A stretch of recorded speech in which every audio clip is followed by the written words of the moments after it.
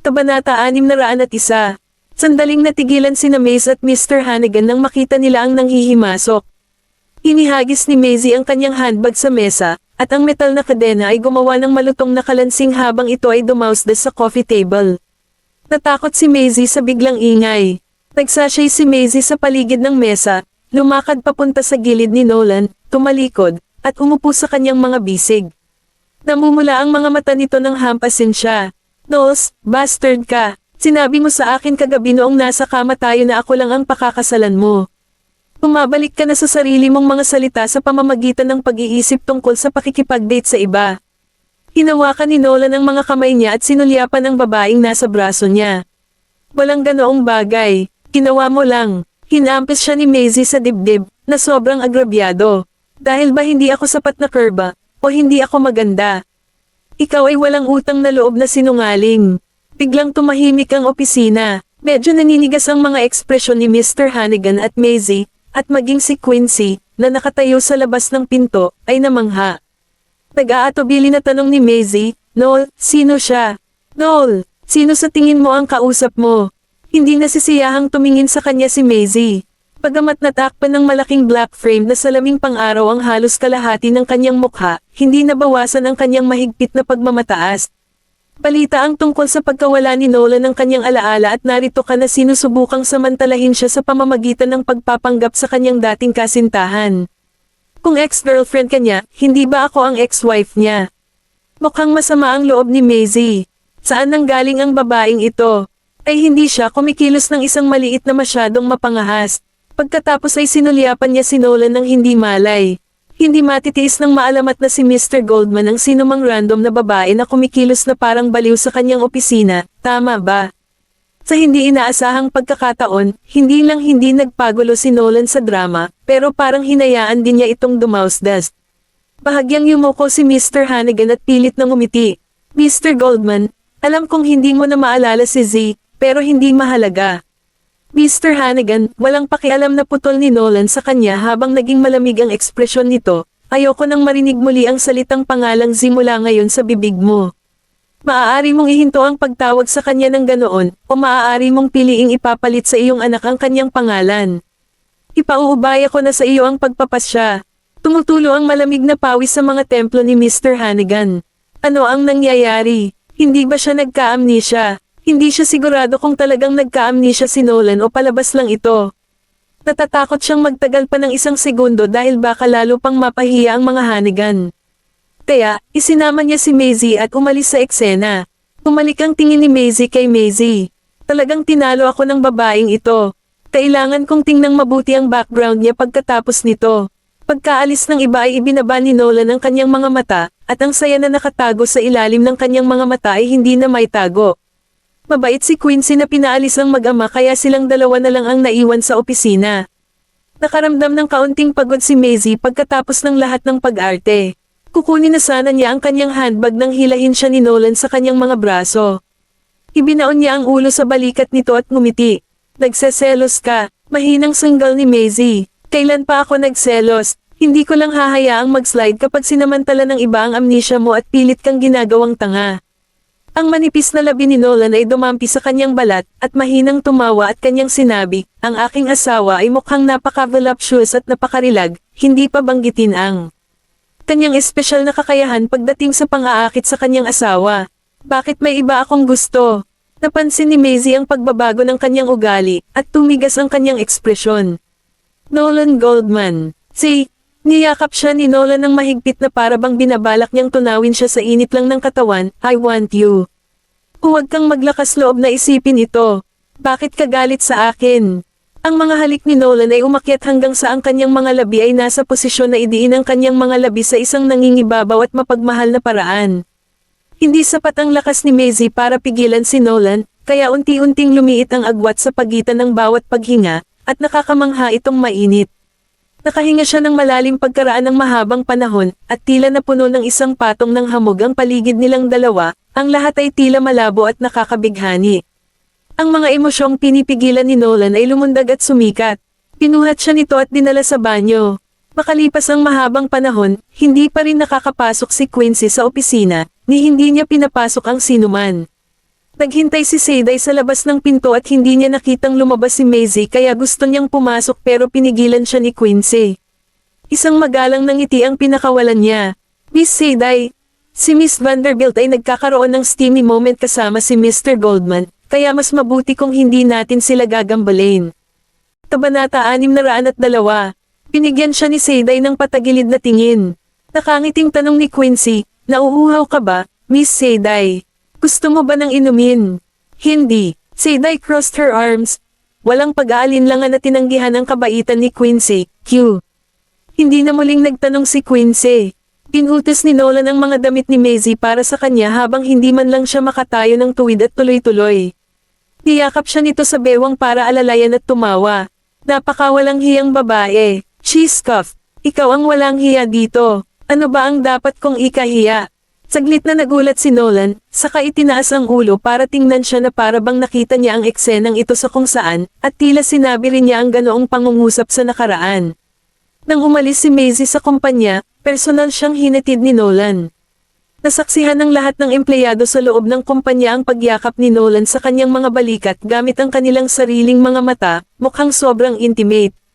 Diyos ko, tama ba ang nakikita ko? Nahanap na ni Mr. Goldman ang kanyang bagong manliligaw. Iba't iba ang ekspresyon ng mga taong iyon. Alam ng lahat na sobrang pagmamahal ni Nolan sa kanyang asawa noon.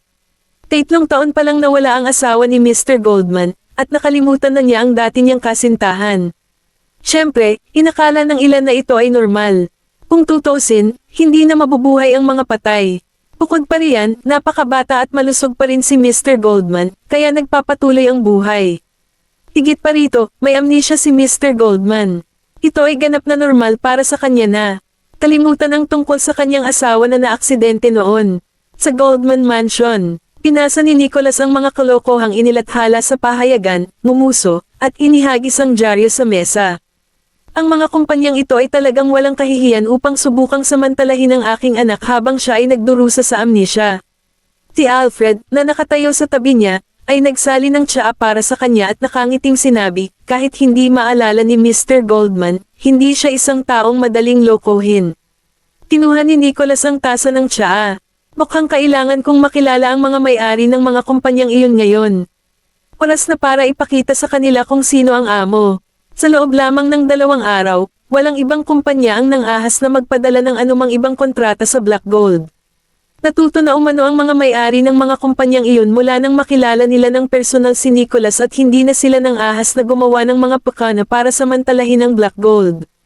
Si Nicholas ay naninirahan sa ari-arian ng pamilya ng Goldman, nagretiro mula sa mundo ng negosyo, at pumikit sa mga gawain ng industriya. Gayunpaman, ang pagwawalang bahala sa mga bagay na iyon ay hindi nangangahulugan na siya ay wala ng kakayahang pang Top Gun. Gaya nga ng kasabihan, ang mas matanda, mas matalino. Bagaman walang nakakaalam kung ano ang ginawa ni Nicholas, ginawa niya ang kanyang bahagi kahit man lang pagdating sa pagprotekta sa kanyang anak. Nasa opisina niya si Maisie, nagdodrawing ng mga disenyo. Ang Soul ay hindi naglabas ng anumang bagong produkto sa nakalipas na 3 taon mula nang siya ay ma-accident. Kailangan pa niyang tuparin ang pangakong binitiwan niya kay Madam Nira noon. At ngayong nakabalik na siya, oras na para maisakatuparan ang reputasyon ng Soul Jewelry. Ibinigay niya ang mga draft kay Kennedy pagkatapos lamang ng isang umaga. Sinulyapan ni Kennedy ang likhang sining sa kanyang kamay at nagtatakang nagtanong, ito ay. Sumagot kaagad si Maisie, ito ang inspirasyon ng mga disenyo na gusto kong gawin this time around. Ang Soul ay palaging nakatutok sa ating Gothic na disenyo ng alahas, kaya plano kong pagsamahin ang kadiliman na karaniwan nating pinupuntahan sa ilang paleta ng kulay. Ang mga disenyo ng Soul's Gothic ay palaging nakatutok sa misteryo ng alahas, na napakaiba sa hitsura ng napakarilag at makulay na disenyo. Ang pagsasanib ng 2 wikang ito ng disenyo ay tiyak na lilikha ng bagong visual effect. Ipinatong ni Kennedy ang kanyang kamay sa kanyang baba. Pares ba lahat ng designs mo? Isang ngiti ang binigay ni Maisie. Oo, ang ating mga bagong produkto ay tutuon sa mga disenyo na dumating sa pares, at tatawagan natin silang inseparable bond. Nandito sila sa pangunahin upang akitin ang mga mag-asawa. Tumunog ang cellphone ni Maisie na nakalagay sa desk pagkalabas ni Kennedy sa opisina niya. Kinuha niya ito, inilagay sa tabi ng kanyang tainga, at ang dagandong ni Riley ay nanggaling sa kabilang dulo ng tawag. Si Niloko ka ba ng asawa mo? Inilalayo ni Maisie ang telepono sa kanyang tainga ng hindi namamalayan. Anong sinasabi mo? Kailangan mong bigyan ng higit na pansin ang chismis na nangyayari sa paligid ng mundo. Pinag-uusapan na ngayon ng lahat ang tungkol sa babaeng lumabas sa Black Gold sa mga bisig ni Nolan 2 araw na ang nakakaraan. Kabanata 603. Napahagalpak ng tawa si Maisie. Oo, niloko niya ako. Niloko niya ako sa pamamagitan ko. Natahimik si Riley ng ilang segundo. Oh, so it's you. What were you two doing at that time? Ano pa ang magagawa ko? Tumigil si Maisie sa pagsusulat at itinaas ang kanyang tingin. Alam ng lahat ng tao sa Baseburg na hiniwalayan niya ako, kaya kung ihahayag ko sa publiko ang aking pagkakakilanlan ng may pagmamayabang habang si Nolan ay nagdurusa pa sa amnesia, kailangan niyang harapin ang media habang wala siyang maalala. Kaano kahirap iyon? Nag-click si Riley ng dila at sinabing, bakit ngayon ka nalang nagmamalasakit sa nararamdaman ng asawa mong may amnesia? Hindi gaanong nagsalita si Maisie bagkus ay nagtanong, I wonder kung saan mo nakuha ang chismis na ito. Hindi pa ito lumalabas sa balita o sa internet, ngunit narinig mo na ang tungkol dito. Ako ay idinagdag sa isang celebrity WhatsApp group chat ng ilan sa aking mga kaibigan noong nakaraan. Pinagchichismisan nila ito, at binabasa ko ang kanilang mga mensahe nang hindi sumasagot sa alinman sa kanila. Pagkatapos sabihin niyon, may naalala si Riley at idinagdag niya, nga pala, kasama rin sa grupo si Pearl Santiago. Ang Pearl Santiago ay isang pangalan na medyo pamilyar sa Maisie. Siya ang babaeng nakipagsanib puwersa kay Willow para i-set up si Maisie noon ngunit nakuha niya ang maikling dulo ng patpat dahil sa mga hakbang ni Maisie. Sinasabing ipinadala ng mag-asawang Santiago si Pearl sa ibang bansa para sa serye ng psychotherapist pagkatapos ng insidenteng iyon. At bumalik si Pearl sa Slakova ngayong hamupa na ang init ng pangyayaring iyon. Sinabi ni Riley kay Maisie na bumalik lang si Pearl sa Slakova noong nakaraang taon. Bukod pa riyan, nawala na sa kanya ang pagmamataas at pangangibabaw na ipinakita niya noon at naging mas mature at low-key siya pagkatapos ng insidenteng iyon. Kung tutusin, siya ay biktima ng insidenteng iyon, at walang sino man sa mundo ang magpapahid ng asin sa kanyang sugat ng basta-basta. Mas hilig nilang maawa sa kanya sa dati niyang karanasan. Nga pala, engaged na si Pearl sa Hannigan noong nakaraang buwan. Kumunat ang noo ni Maisie. Ang mga Hannigan. Sagot ni Riley, oo. May hotel chain business empire ang pamilya. Si Mr. Hannigan ay may isang anak na lalaki at isang anak na babae. Oo, nakilala mo na ang kanyang anak bago ito, ngunit hindi ako sigurado kung mayroon kang anumang impression sa kanya. He's a close friend of my cousin and that bastard Luis Lucas. Ang kanyang pangalan ay Tanner Hannigan. Si Tanner ay ang anak na lalaki ni Mr. Hannigan sa kanyang dating asawa, habang si Maisie ay ang anak na babae ni Mr. Hannigan sa kanyang kasalukuyang asawa at ang nakababatang kapatid na babae ni Tanner. Usap-usapan na hindi masyadong malapit si Tanner sa kanyang kapatid at bihira niyang binanggit ang kanyang kapatid sa mga outsider sa circle. Ang kanilang relasyon ay nalaman lamang ng maglao nang ipahayag ito ni Mr. Hannigan sa publiko, at doon nalaman ng publiko ang tungkol sa kanila. Hindi kailanman ginusto ni Tanner na mamana ang imperyo ng negosyo ng kanyang ama, at hindi naging malapit ang kanyang relasyon sa kanyang ama. Iyon din ang dahilan kung bakit palagi siyang umaarte na parang isang walang ginagawa sa tuwing naruroon si Mr. Hannigan. Inayos ni Mr. Hannigan ang kasal ni Tanner at Pearl. Noong nakaraan, ang mga Santiago ay palaging hinahamak ang mga Hannigan. Pagkatapos ng lahat, ang mga Santiago ay kasangkot sa isang mas malawak at mas prestihiyosong lipunan kung ihahambing sa mga Hannigan. Gayunpaman, iba ang mga bagay ngayon dahil alam ng lahat sa Baseburg ang tungkol sa insidente ni Pearl mula noon.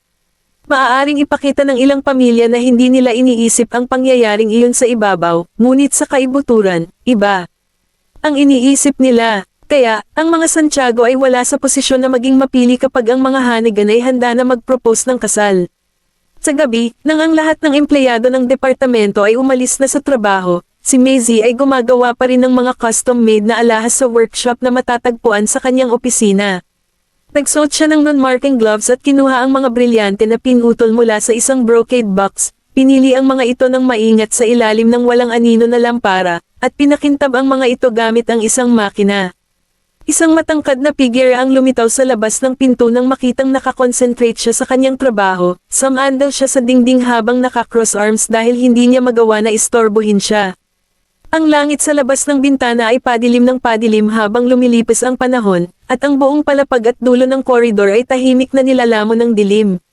Ang liwanag at anino sa opisina ay naaaninag palabas ng silid sa pamamagitan ng mga siwang ng pinto at mga saradong bintana, nagniningning na mga sinag ng maliwanag na ilaw sa tahimik at madilim na koridor. Nang matapos si Maisie sa paglatag ng mga alahas ay nag-inat siya ng kanyang baywang at kinuha ang kanyang telepono, at nakita niyang alas 8 p.m. na. Nagmamadali siyang nag-impake ng kanyang mga gamit, pinatay ang mga ilaw, tumayo, lumabas ng workshop, at nagulat nang makita si Nolan na nakaupo sa sopa habang nakapikit. Kabanata 604.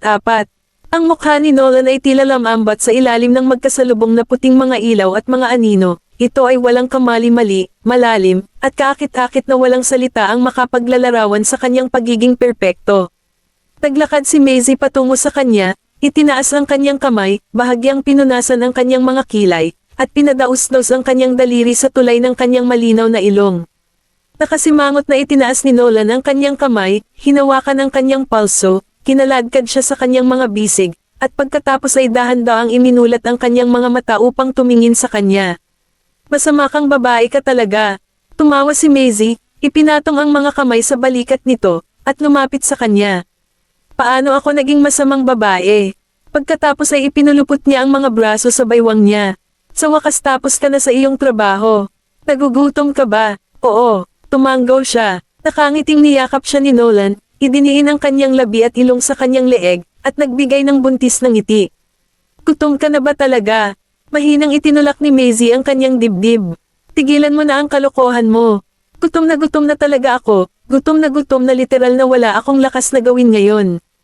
Tumigil si Nolan sa panggugulo, binitawan siya, at inayos ang kanyang suit. Ano ang gusto mong kainin? Dadalhin kita doon. May naisip si Maisie, hinawakan ang braso niya, at ngumiti ng pagkatamis-tamis. Matagal na akong hindi kumakain ng ravioli. Gusto kong kumain ng ravioli. Hiniling ni Nolan kay Quincy na bumalik muna matapos siyang ihatid, kaya maswerte na si Maisie ang nagmaneho papuntang trabaho kanina. Hindi niya magagarantiya na malalaman ng may amnesia ang daan. Nagmaneho siya papunta sa isang maliit na tindahan ng ravioli malapit sa Houston Street.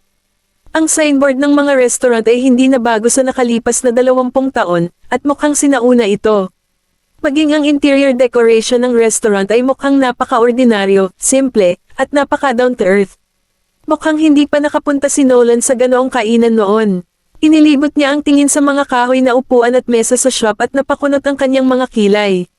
Umorder si Maisie ng 2 set ng ravioli kasama ang preparatress, pagkatapos ay lumakad papunta sa isang table at umupo. Nang makitang matigas na nakatayo si Nolan sa tabi ng mesa, napangiti siya. Masarap maranasan ang buhay ng isang ordinaryong mamamayan paminsan-minsan. Hindi ba nakakasawa na araw-araw na lang kumain ng mga delicacy mula sa iba't ibang panig ng mundo? Umupo si Nolan sa tapat niya at tila naisip na hindi sapat ang linis ng mesa, kaya kumuha siya ng tissue at pinunasan ito ng 2 beses. Ipinatong ni Maisie ang kanyang baba sa isang kamay at nakatitig sa kanya ng nakangiti. Sikat na sikat ang ravioli ng restaurant na ito. Hinding-hindi ka bibiguin nito. Nagtaas ng ulo si Nolan. Nakapunta ka na ba rito? Napapikit si Maisie. Madalas kaming pumunta dito ni Riley para kumain ng ravioli noong high school kami. Ang ravioli restaurant na ito ay isa sa mga pinakalumang tindahan na makikita mo sa Houston Street. Itinapon ni Nolan ang tissue sa basurahan habang ang preparatress ay masigasig na nagdala ng 2 plato ng ravioli sa mesa. Hi there! Kayong dalawa, mag-enjoy kayo. Ang lahat ng mga pampalasa ay nasa mesa. Huwag mag-atubiling ihalo at itugma ang mga ito sa iyong sarili. Ngumiti si Maisie at tumango. Salamat. Pagkasabi noon, kumuha siya ng isang bote ng suka mula sa mesa at ibinuhos ito sa ravioli, at pagkatapos ay nagwiwisik ng tinadtad na chives, tinadtad na bawang, kaman, at paminta. Medyo naguluhan din si Nolan sa kakaibang paraan ng pagkain ni Maisie habang hinahalo niya ang ravioli gamit ang kutsara. Napansin niyang nagulat ito at ngumiti. Ito ang paraan ng pagkain na itinuro sa akin ni Riley. Siya ay palaging may kakaibang paraan ng pagkain ng ravioli, ngunit sa tuwing ihaharap sa akin ang mga pampalasa na ito, ang lasa ay nababagay sa aking panlasa. Pagkatapos ay sinandok niya ang ravioli, tinikman ito, at ipinadala sa gilid ng kanyang bibig. Gusto mo bang subukan ito? Tinitigan ni Nolan ang pagkain na kanyang inabot ngunit hindi gumagalaw. Kumunat ang noo ni Maisie. Hindi mo naman hinahamak ang laway ko diba? Paano ito nangyari? Hinawakan ni Nolan ang kamay niya at itinulak ang ravioli na kinagat niya sa bibig nito. Pagkatapos ay umubo siya ng malakas sa hindi malamang dahilan. Tumawa si Maisie. Nolan, sinasabi mo ba sa akin na hindi mo kaya ang maanghang na pagkain? Hinawakan ni Nolan ang mangkok ng sabaw ng baka, humigop ng malaking sip-sip dito, at sa wakas ay gumaan ang pakiramdam. Hindi ko gusto ang maanghang na pagkain mula pa noong bata ako. Ibinaba ni Maisie ang kanyang mga mata at tumawa. Katulad mo sina Waylon at Colton. Hindi sila mahilig sa maanghang na pagkain, ngunit pareho silang nagsisikap na kumain ng maanghang na pagkain lamang dahil gusto ni Daisy ang kanyang maanghang na yulang. Kabanata 605. Tinitigan siya ni Nolan, napakabata pa ni Daisy. Paano niya makakayanan ng gayong maanghang na pagkain? Siguro sa akin siya nagmana. Uminom ng ilang higop ng sabaw si Maisie. Nakakain na ako ng maanghang na pagkain noong 5 taon pa lang ako. Ibinaba ni Nolan ang kanyang ulo upang kainin ang ravioli sa kanyang mangkok habang hindi niya maitago ang saya na kumikinang sa kanyang mga mata. Masarap ba? Hindi naman masama. Nakailang subo pa si Nolan. At least hindi kalahating masama ang lasa. Matapos ang lahat ng ravioli, 9 PM na nang makarating sila sa mansion ng Goldman. Sinabi ni Alfred na kakaligaw lang ng 2 bata at nanonood ng sine sa kwarto. Pinuksan ni Maisie ang pinto habang sina Daisy at Colton ay nanonood ng anime habang kumakain ng merienda sa harap ng malaking screen ng projector. Mommy, bumalik ka na. Itinulak ni Daisy ang mga merienda sa mga bisig ni Colton, tumayo, at tumakbo sa kanya. Itinaas ni Maisie ang kanyang kamay at hinaplos ang buhok ni Daisy. Napakalambot sa pakiramdam dahil katatapos lang niyang maligo at magpatuyo ng buhok. Hindi ka ba binigyan ng iyong guro ng anumang takdang aralin? Natapos na namin ni Colton ang aming takdang aralin sa paaralan. Ang kaunting takdang aralin na iyon ay hindi malaking bagay sa aming dalawa, pagmamalaki ni Daisy. Si Colton ay kumakain ng potato chips habang bumubulong, pero hindi ba kailangan mong umasa sa akin, ang henyo? Inis na inirapan siya ni Daisy. Mali ang sagot mo sa huling tanong sa math. Saan ka nakakuha ng lakas ng loob na ipahayag ang iyong sarili bilang isang henyo? Maling sinagot ko ang tanong. Ibinuka ni Colton ang kanyang mga kamay at walang magawang bamantong hininga. Palagi ako ang pinakamahusay na mag-aaral sa buong bawat semestre. Kaano ka boring iyon? Kaya hindi ba't binibigyan kita ng pagkakataon ngayon? Tugon ni Daisy, simula kailan ka nanalo ng unang pwesto kada semestre? Hindi ba't tinagaw sa iyo ng bagong kaklase na lumipat sa klase natin ngayong taon ang titulo mo noong nakaraang semestre? Ikinaway ni Colton ang kanyang kamay. Binigay ko sa kanya yon. Maaari kang magpatuloy na kumilos ng narcissistically. Tumayo si Daisy habang nakaakbay ang mga braso. Siguro siya pa rin ang magiging pinakamahusay na mag-aaral sa pagtatapos ng semestre na ito. Napatingin si Maisie habang nag-aaway ang 2 bata. Itinaas niya ang kanyang mga kamay upang takpan ang kanyang noo na para bang sumasakit ang kanyang ulo. Hindi niya maiwasang mami si Waylon, na nasa Stunslow ngayon. Si Waylon, ang pinakamatanda sa 3 ang makakapagpagaan ng loob ko. Kinabukasan, nagbabasa ng dyaryo si Nolan habang nakaupo sa sala, kumakain ng almusal kasama ang 2 bata. Inilipat niya ang tingin sa dyaryo at tinitigan ang 2 bata. Bagamat hindi pa niya nabawi ang kanyang alaala, mabilis siyang nasanay sa kanyang tungkulin bilang ama. Kumakagat si Daisy sa chopsticks habang nakatingin sa kanya. Daddy, pupunta ba kayo ni Mommy sa parent-teacher meeting namin next month? Uminto si Nolan sa kalagitnaan ng pagbuklat ng pahina ng ilang segundo, saka pinaikit ang kanyang mga mata. Isang parent-teacher meeting. Si Colton ay umiinom ng kanyang gatas. Hindi pa nakadalo si Daddy sa alinman sa mga pagpupulong ng ating mga magulang at guro. Si Mommy kasi ang dumalo sa kanilang lahat noon. Dumamlam ang ekspresyon ni Nolan. Sinabi nga sa akin ni Maisie noong nasa Stunslow pa kami na pinanganak niya ang mga bata at pinalaki silang mag-isa matapos malaman na buntis siya. Ibinaba niya ang dyaryo, itinaas ang kamay, at hinaplos ang ulo ni Colton. Huwag kang mag-alala, pupunta ako kasama ang mommy mo sa susunod na buwan. Nagpalitan ng tingin ang 2 maliliit na Rugrats sa katinitigan si Nolan. Talaga, iniunat ni Nolan ang kanyang maliit na daliri. Pangako sa hinliliit. Nang makitang si Daisy at Colton ay parehong nakipagtingkidil sa kanya, ang mga mata ni Nolan ay nakatutok sa mga daliri na hindi maaaring bawiin. Sa Black Gold, si Nolan, nakaupo sa opisina, ay tumingin sa labas ng bintana na may kalmadong ekspresyon. Parang may naalala siya sa sandaling nangako siya sa mga bata. Ibinuka niya ang kanyang mga palad, ipinahid ang kanyang mga daliri sa magaspang na bakas ng palad, at ang kanyang tingin ay bumagsak sa kanyang singsing na daliri, na ngayon ay walang laman. Oo, hindi nakakagulat na palagi kong nararamdaman na may kulang. Maisie and I don't even have a pair of wedding rings. Not to mention the lack of wedding photos at home.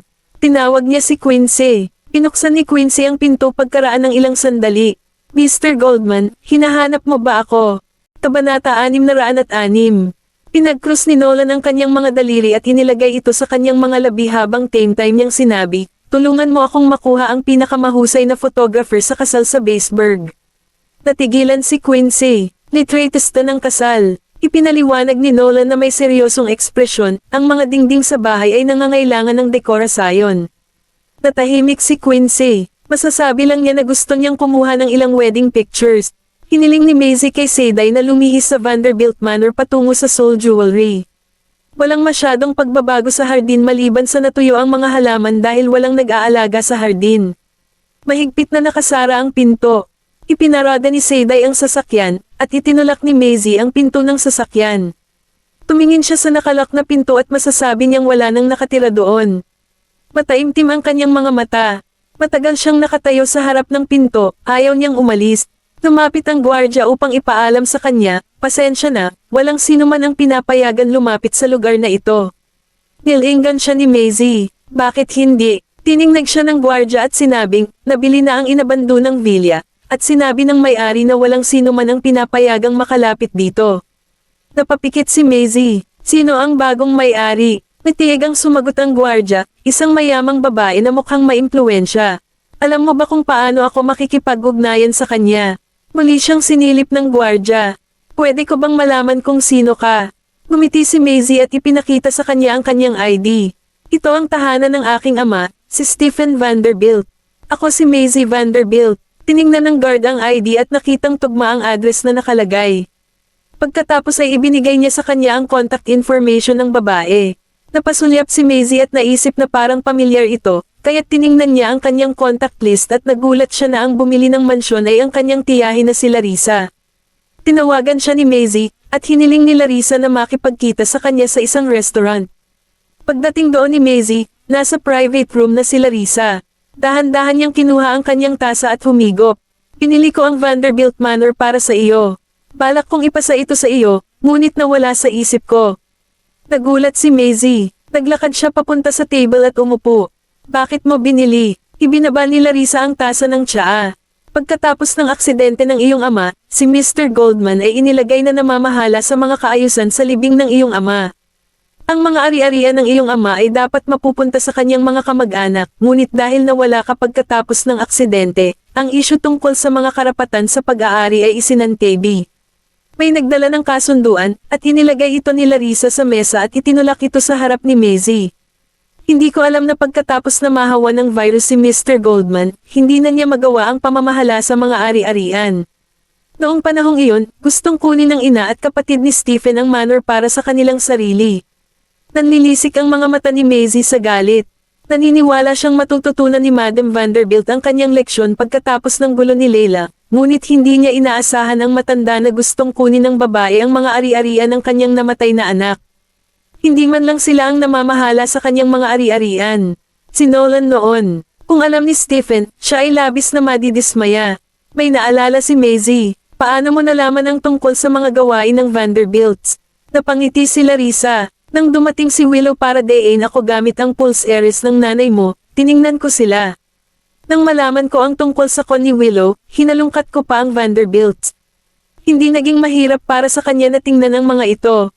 Itinaas lamang niya ang isang daliri upang malaman ang tungkol sa kanilang relasyon. Salamat po, Tita Larissa. Kinuha ni Maisie ang kasunduan, ngunit may naramdaman sa kanyang puso. Pagkatapos ng aksidente 3 taon na ang nakakaraan, kinuha siya ni Strix sa ilalim ng kanyang pakpak, kaya hindi niya nagawang ayusin ang maraming bagay ng mag-isa. Kabanata 607. Ako ay palagi mong tiyahin. At least, alam mo na may natitira ka pa sa mundong ito. Ngumiti si Maisie at tumango. Tumating si Maisie sa Soul Jewelry, at nakita niya si Quincy na nakaupo sa couch nang makapasok siya sa opisina. Napahinto si Maisie at nilaibat ang tingin sa kwarto. Quincy, bakit ka nandito? Nasaan si Nolan? Kung nandoon si Quincy, ganoon din si Nolan. Napakamot si Quincy sa mukha at ngumiti. Hiniling sa akin ni Mr. Goldman na pumunta at sunduin ka. San Juan ako. Oo, may sorpresa daw siya para sa iyo at dapat ihatid kita. Napakross arm si Maisie nang makitang misteryosong kumikilos si Quincy. Anong sorpresa? Hindi magiging sorpresa kung sasabihin ko sa iyo. Inilabas ni Quincy ang isang braso at yumuko. Pupunta ba tayo, Miss Vanderbilt?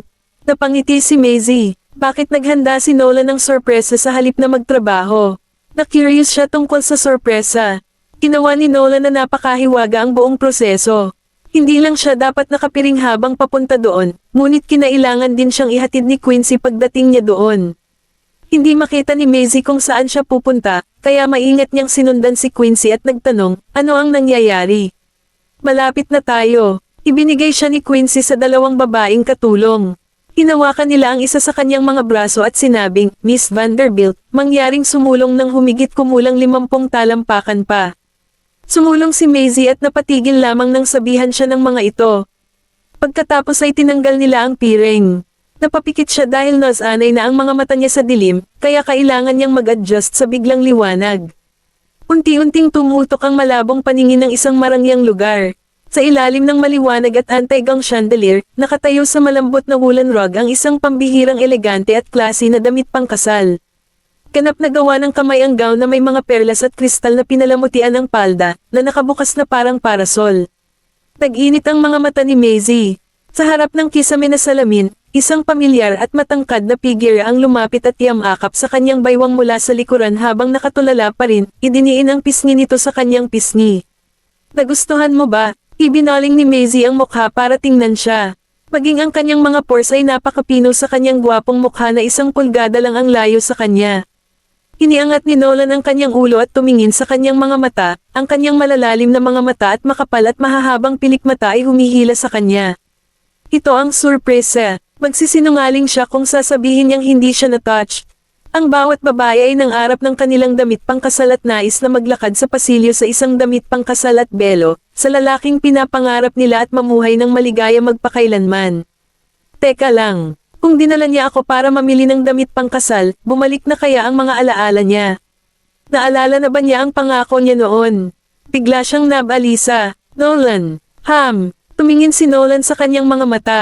Nasa harapan na niya ang labi nito, halos maghalikan. Nagbaba ng tingin si Maisie, itinatago ang kanyang matingkad ng ngiti. Naaalala mo na ba ngayon? Biglang natigilan si Nolan, at saglit na nagdilim ang kanyang ekspresyon nang makita ang pag-asa sa mga mata nito. Napansin ni Maisie ang maliit na pagbabago sa kanyang ekspresyon, itinulak siya palayo, at hinawakan ang kanyang braso. Nolan, bakit mo inihanda ang sorpresa na ito? Akala niya ay nabawi na niya ang mga alaala niya. Ibinaba ni Nolan ang kanyang ulo at tumingin sa kanya saglit bago hinayla ang braso nito. Kalimutan mo na, umalis siya nang hindi lumilingon pagkatapos noon. Naghihintay si Quincy sa labas at naramdaman niya na nagsisimula na silang kumuha ng kanilang mga larawan hanggang sa makita niyang lumabas si Nolan. Kabanata 608. Ibinaba ni Nolan ang kanyang kurbata na may matalim na tingin. Nahulog ang kurbata sa lupa, ngunit hindi siya lumingon. Nagulat si Quincy sa Mr. Goldman. Lumabas si Maisie na mukhang malungkot, kaya lumapit si Quincy sa kanya at tinanong, ano ang nangyari kay Mr. Goldman? Hindi ba kinukunan ng mga larawan ng iyong kasal? Nagtaas ng ulo si Maisie. Mga larawan ng kasal. Paliwanag ni Quincy, oo, kahit nawalan siya ng memorya, na-fix siya sa katotohanang wala pa kayong mga larawan sa kasal. Gusto pa niyang makakuha ng mga singsing sa kasal. Kahit na hindi na niya maalala ang mga nangyari, marami pa rin siyang pakialam sa iyo. Tumayo si Maisie sa kinalalagyan, kinulat ang kanyang mga daliri. Kahit na hindi niya naaalala, iningatan pa rin niya ang kanilang nakaraan sa kanyang puso at gusto niyang bumawi, maging ang kanilang mga larawan sa kasal, mga singsing sa kasal, o ang kanyang pangako ng isang seremonya ng kasal. Nagalit si Nolan. Bagamat hindi pa niya nababalik ang kanyang mga alaala, dapat ba siyang tanggihan dahil hindi niya maalala ang kanilang nakaraan? Walang magawang tumawa si Maisie. That childish man. Hindi niya sinabi na hindi niya gusto ang alinman sa mga ito. Tinapik niya ang balikat ni Quincy. Tulungan mo akong pakalmayan siya. Natarante si Quincy. Ako, pakakalmahin siya. Hindi ba mas effective kung ikaw ang gagawa nito? Napangiti tuloy si Maisie. Siya ay isang madaling mabalis ang 17 taong gulang na batang lalaki. Hindi ko yata kayang pakalmayan siya, kaya ilang araw siyang magagalit. Napaawang ang labi ni Quincy habang pinagmamasdan si Maisie na papalayo. Paano niya siya pakakalmahin? Hindi nakita ni Maisie si Nolan noong araw ng pangyayaring iyon. Sa sobrang galit niya ay nablock niya ang number niya sa phone niya. Kahit na bumalik sila sa Goldman Mansion, gusto niyang matulog sa magkahiwalay na kwarto at mas gugustuhin niyang yakapin si Colton sa halip na kausapin ito. Natarante sina Colton at Daisy. Kapag ang kanilang mga magulang ay nagkaroon ng pagtatalo sa nakaraan, ang kanilang ina ay ang isa na kumilos bilang bata. Ngunit, ang kanilang ama ay mas bata kaysa sa kung paano siya. Sa Soul Jewelry, nakatuon si Maisie sa pagsasabit ng perlas sa alahas nang magring ang telepono sa desk. Si Riley iyon. Sinagot niya ito at inilagay sa speaker, kaya lumutang ang boses ni Riley. Si Maisie, ang maliit na puta na iyon, ay magnanakaw kay Mr. Goldman kung patuloy mo siyang hindi papansinin. Nanlamig ang kamay ni Maisie. Ano ang nakikita mo sa oras na ito? Sabi ni Riley, hindi mo narinig. Sina Maisie at si Mr. Goldman ay nakuhanan ng larawan sa isang restaurant, at ito ay naipost sa social media. Lahat ay nabaliw tungkol dito at sinabi nila na si Mr. Goldman ay nawala na pagmamahal sa kanyang asawa kasama ang kanyang mga alaala at lumipat sa iba. Natawa si Maisie. Hindi natuwa si Riley. Paano ka pa natatawa? Siya ay isang matandang binata na nawala ng alaala. Hindi na siya ang malamig na lalaki na kilala ng mga tao. Sa tingin mo kaya niyang labanan ng tukso. Hindi ka ba ayaw mo sa kanya dati? Ngayon sinusubukan mong ibalik ako sa kanya. Ngumiti si Maisie at ipinagpatuloy ang pagukit ng perlas sa kanyang kamay. Napaisip ako sa sinabi ni Quincy na hindi siya total lost. Pero kahit ano pa man asawa mo siya. Hindi man lang sikat si Maisie sa mga socialite. Balita ko hindi pa siya nabigo na manligaw ng kahit sinong lalaki. Nag-aalala si Riley para sa kanya. Kahit na si Maisie ay hindi kasing ganda ni Maisie, magaling siyang maghagis ng kanyang mga girlish charms, isang babaeng mahuhulog sa mga lalaki, kahit anong edad. Kabanata 609. Hindi umimik si Maisie. Hindi nagtagal matapos ang kanilang pag-uusap, nagpadala si Quincy ng litrato sa kanya. Ang larawan ay eksakto tulad ng inilarawan ni Riley. Si Nolan at Maisie ay nanananghalian, at ang larawan ay sadyang kinuha sa isang anggulo na nagmukhang intimate. Napangisi si Maisie. Inutusan ba ni Nolan si Quincy para ipadala ito sa kanya? Gusto ba niya itong pagselusin? Matagal na naghintay si Quincy sa sagot ni Maisie, at nagsimula na siyang magpanik. Si Miss Vanderbilt ba ay magsisimulang huwag pansinin si Mr. Goldman? Nag-alala si Quincy nang lapitan ni Maisie si Nolan sa opisina bago iyon. Agad siyang lumapit kay Nolan at yumuko para sabihin ang isang bagay sa kanyang tainga. Humigpit ang pagkakahawak ni Nolan sa baso ng alak, at bumaba ang mukha niya. Nakaupo sa tapat niya si Maisie, kumakain ng steak at wine. Ngumiti siya at inilapag ang wine glass. Anong problema, Noel? Inilagay ni Nolan ang kanyang baso sa mesa, pinunasan ng panyo ang gilid ng kanyang labi, at sinabing, I need to go. Tumayo siya at aalis na sana nang tumayo si Maisie. Noel, hindi ba nangako kang tatapusin mo ang pagkain kasama ko? Bigla akong nawalan ng gana. Malamig na tumingin sa kanya si Nolan at naglakad palayo. Tumayo si Maisie sa pwesto at napakagatlabi. Sa wakas ay nakasama na niya si Nolan para sa tanghalian, ngunit bakit bigla itong umalis sa kalagitnaan? Confident siya sa itsura niya.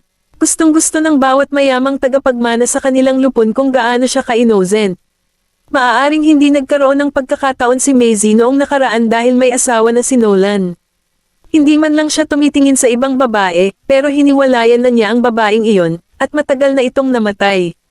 Ngayong nawala na ang mga alaala niya, ito na ang pinakamagandang panahon para kumilos.